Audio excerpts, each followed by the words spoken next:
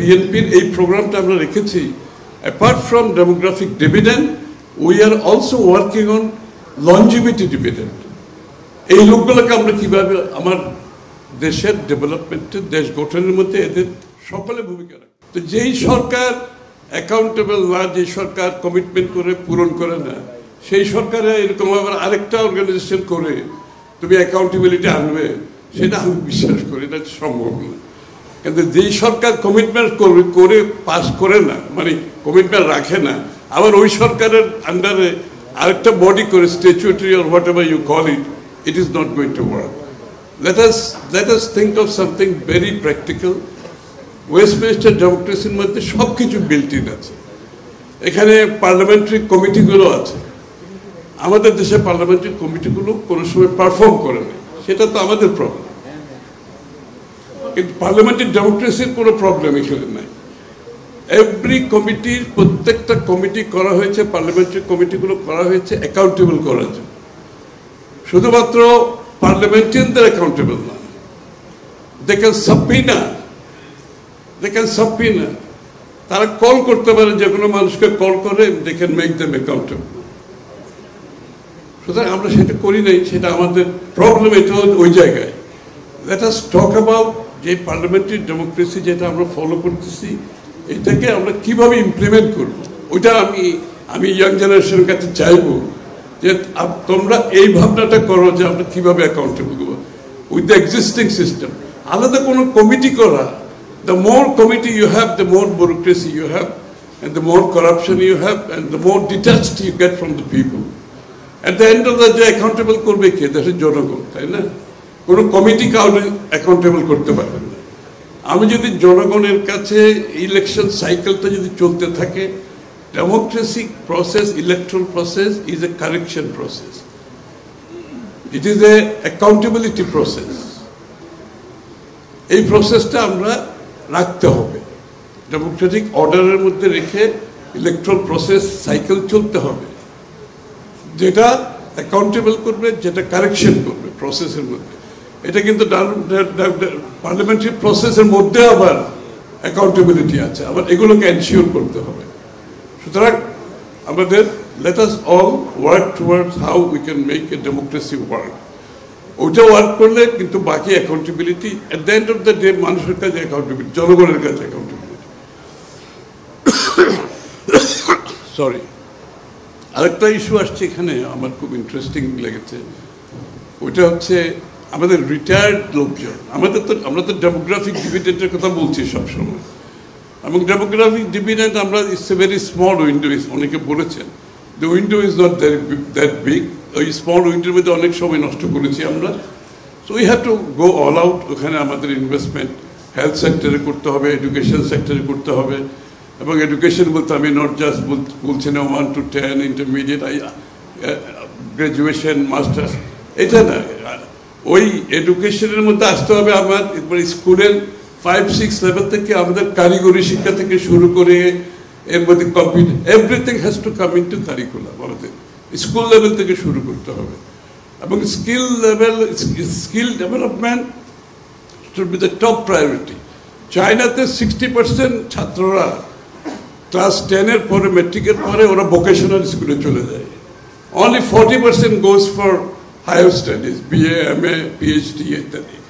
But আমাদের দেশে তো সবাই আমরা উপর দিকে চলে যাচ্ছি, or drop out. So it is not employable. This people are not employable. এদেরকে এমপ্লয়েবল করতে গেলে আমাকে আমার ওই এডুকেশন সিস্টেমের মধ্যে পরিবর্তন আনতে হবে। আমার হিউম্যান নাম্বারকে যদি হিউম্যান রিসোর্সে আমাকে নিয়ে যেতে হয়, আমাকে ওই জায়গায় education system and skill development, vocational training একসাথে চলতে হবে। And people should be proud of their job. A plumber should be proud of his job. Carpenter should be proud of his job. আমাদের যে ডিগনিটি অফ লেবার, এটা কিন্তু একটা জিনিস আমি আপনাদের অনুরোধ করব, আমাদের মধ্যে ডিগনিটি অফ লেবার ডেভেলপ করতে হবে। বিদেশে কেউ কেয়ার করে না, কে কার্পেন্টার, কে প্লাম্বার, কে হোয়াটএভার, ইলেকট্রিশিয়ান। সো আমাদের এই সমস্ত জায়গায় আমাদেরকে কনসেন্ট্রেট করতে হবে।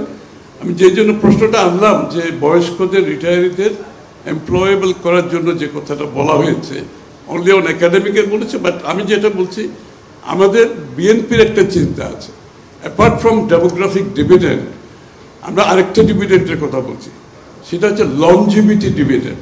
ওই যে ওইটার রেসপন্সে বলতেছি, ওই যে ছেলেটা আমাদের ইয়াং যে প্রেজেন্টেশনটা দিল, যে লনজিভিটি ডিভিডেন্ড হচ্ছে এগেইন আমাদের দেশে রিটায়ারমেন্ট এজ কত এখন? 55, 56 কত? হ্যাঁ, 59 না 69, 59। তো 59 একটা লোক তো তার জীবনের ফুল পটেনশিয়াল পুরো তখনই সে দেওয়ার সবচেয়ে বেশি সময় আমি মনে করি তার এক্সপিরিয়েন্স। তা আমাদেরকে আমাদের বিএনপির এই প্রোগ্রামটা আমরা রেখেছি, apart from demographic dividend we are also working on longevity dividend. এই লোকগুলোকে আমরা কিভাবে আমার দেশের ডেভেলপমেন্টে, দেশ গঠনের মধ্যে এদের সকলে ভূমিকা রাখতে, দে আর অল এক্সপিরিয়েন্স পিপল, সারা জীবন কাজ করছে। He is only 59। Just imagine একটা লোক 59 বাড়িতে চলে যাচ্ছে। আমার বয়স কত? আমি তো 70 ক্রস করে আসছি, আই এম স্টিল ফাংশনিং। যে লোকটা 59, 60, 65 কাজ করছে না। সো আমাদের প্ল্যানে ওইটার সাথে যেটা প্রেজেন্টেশনটা দিয়েছে, ভেরি গুড প্রেজেন্টেশন, বাট এটা আমরা across the board, it's not just for educational or academic না, সবার জন্য যার যে ক্যাপাসিটি আছে 59-এর পরে এই লোকগুলোকে আমরা কীভাবে এমপ্লয়েবল করব। আমরা ডেটাবেসে সবাইকে আনতে হবে এবং এখানে আমাদেরকে ক্লাসিফাই করতে হবে কারা কোন সেকশনে যাবে, কারা কোথায়। অ্যান্ড দে নিড, একটা দেশ গড়তে হলে আপনি দেশের প্রতিটি নাগরিককে যদি উন্নয়নের সাথে ইনভলভ করতে না পারেন, ইট cannot B A dignified nation. আমি জিডিপি হিসাব করলে তো হবে না, খালি 6%, 7% ক্রস হয়ে যাচ্ছে, এগুলো বলে লাভ নাই। জিডিপির ফল তো মানুষের কাছে যেতে হবে। আমাদের যারা হ্যান্ডিক্যাপ, বাংলাটা কি হ্যান্ডিক্যাপের প্রতিবন্ধী, প্রতিবন্ধীরা, আমি হিসাব করেছি বাংলাদেশের 40 লক্ষ প্রতিবন্ধী আছে। 40 লক্ষের মধ্যে আমরা 20 থেকে 30 লক্ষ ক্যান বি এমপ্লয়েবল। আমরা যদি ওদেরকে ওই ট্রেনিং এবং ওই স্কিল ডেভেলপমেন্টে নিয়ে যেতে পারি, employable, maybe 10 lakh not employable, তাদেরকে আপনি সোশ্যাল সেফটি নেটে নিয়ে যেতে হবে। বাট দিস 30 লক্ষ লোক, can you imagine contributing to the nation building and the longevity ডিভিডেন্ডের আন্ডারে আমাদের বিশাল এদেরকে নিয়ে আসা, আর ডেমোগ্রাফিক ডিভিডেন্ড আছে।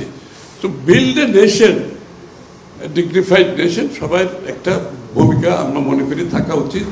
এই জন্য আমাদের চিন্তাটার দিকে আরেকটা প্রেজেন্টেশনে আসছে, খুব ভালো লেগেছে আমার, green job. Green job it's my favourite subject.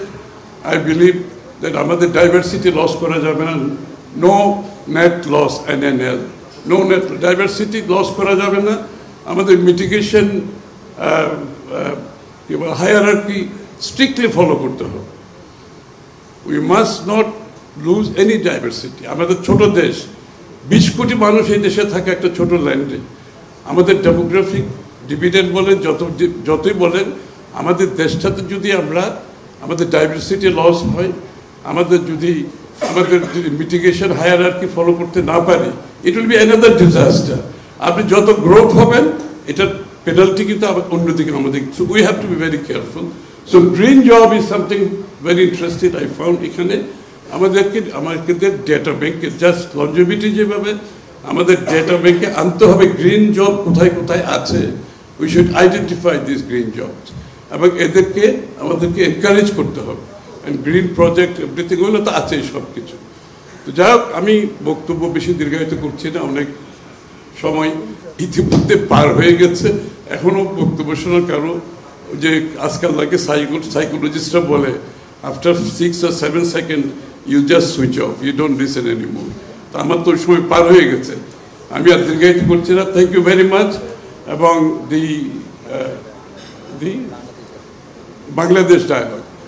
Bangladesh dialogue যারা জিতেছে তাদেরকে কনগ্রেচুলেশন, আর যারা এখানে আসতে পারে নাই তাদেরকেও কনগ্রেচুলেশন।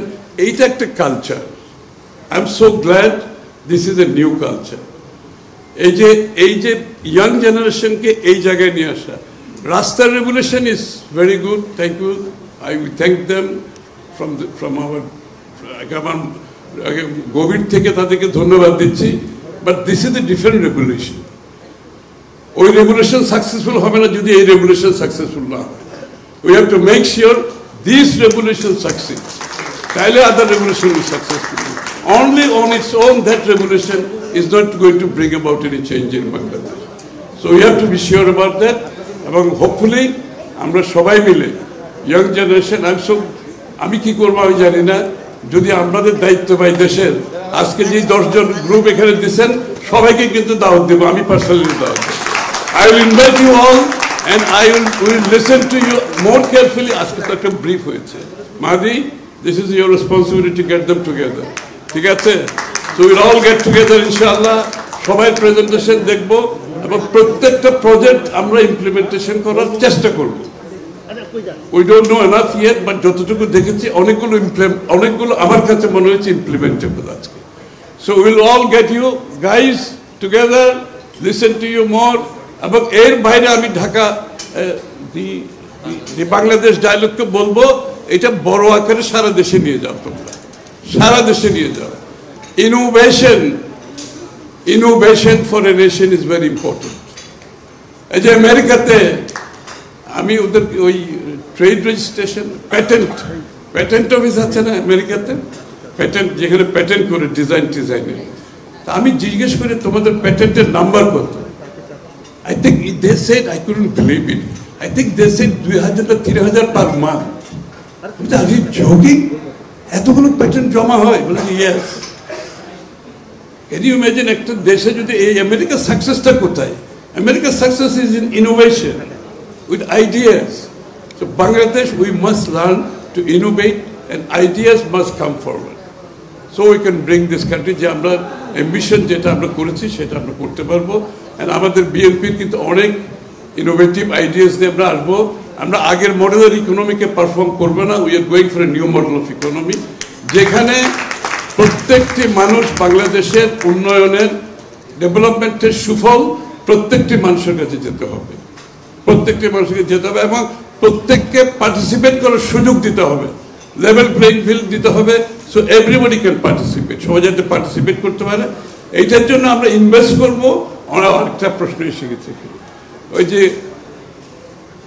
আমরা বাস্তবায়ন হয় না ম্যানিফেস্টো, আমরা কিন্তু আমরা যে ম্যানিফেস্টো তৈরি করছি, যে প্রোগ্রামগুলো বাস্তবায়ন সহ করছি, কিন্তু এখানে রেহান আছে, এখানে মাহাদি আছে, ওরা আছে, আমরা কিন্তু বাস্তব একটা প্যাকেজের মধ্যে আজকে ওরা যেভাবে দিয়েছে প্যাকেজটা একেবারে ওই মানে কস্টের সহ, আমরা কিন্তু প্রত্যেকটা প্রজেক্ট বিএনপি যা এখন রেডি করছি একদম বাস্তবায়ন সহ প্যাকেজ।